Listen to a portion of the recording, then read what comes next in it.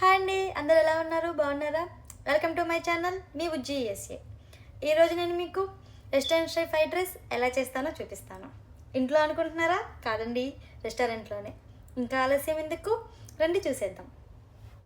Egg fried rice చేయడానికి కావాల్సిన పదార్థాలు: onion, bell pepper, carrot, cabbage, మిరియాల పొడి, tasting salt and normal salt, కారం అండ్ ఉడికించిన గ్రీన్ బఠానీ. సో ఇవన్నీ ముందుగా తీసి పెట్టుకొని, తర్వాత స్టవ్ మీద ఒక ప్యాన్ పెట్టుకొని, ప్యాన్ కొంచెం హీట్ ఎక్కిన తర్వాత మనకి కావాల్సినంత ఆయిల్ వేసుకోవాలి. ఆయిల్ తక్కువ తినేవాళ్ళు తక్కువ వేసుకోండి.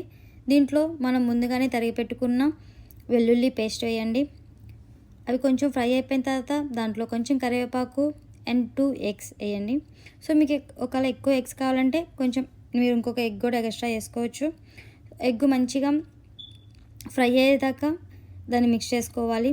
కొంచెం గోల్డెన్ బ్రౌన్ కలర్ వచ్చేదాకా ఎగ్ని మనము మిక్స్ చేసుకోవాలి.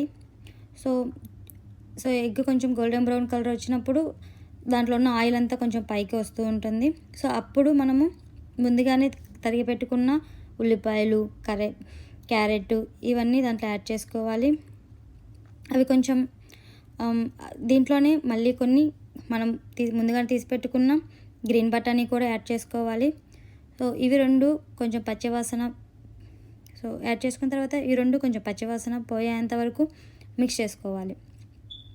సో ఇవి కొంచెం పచ్చివాసన పోయినాయి అంటే మీకు తెలుస్తుంది కదా, కొంచెం ఫ్రై అయినాయి అని అనుకున్నప్పుడు దాంట్లో కొంచెం రైస్ ముందుగానే వైట్ రైస్ తీసి పక్కన ఆరబెట్టుకోండి.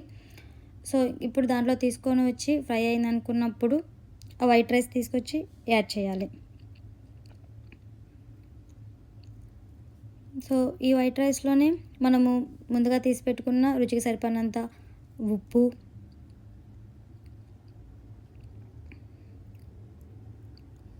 మిరియాల పొడి, టేస్టింగ్ సాల్ట్, కారం అండ్ దీంట్లో కొంచెం మీకు సోయా సాస్ అనేది అవైలబుల్గా ఉంటే మాత్రం కొంచెం సోయా సాస్ వేసుకోండి. సో దీనివల్ల ఫ్రైడ్ రైస్కి మంచి రుచి వస్తుంది. And ketchup, tomato ketchup. So tomato ketchup వేయడం వల్ల ఫ్రైడ్ రైస్ అయితే స్వీట్గా రాదు, ఫ్రైడ్ రైస్కి మంచి కలర్ వస్తుంది, చూడటానికి బాగుంటుంది, మంచి కలర్ఫుల్గా ఉంటుంది.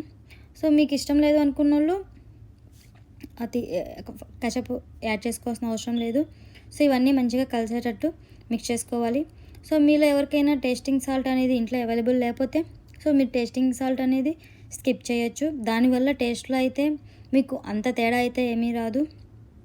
ఫైనల్గా ఫ్రైడ్ రైస్ రెడీ. 4 ఐటమ్స్ తోటి ఫ్రైడ్ రైస్ చాలా ఈజీగా అయిపోయింది కదా.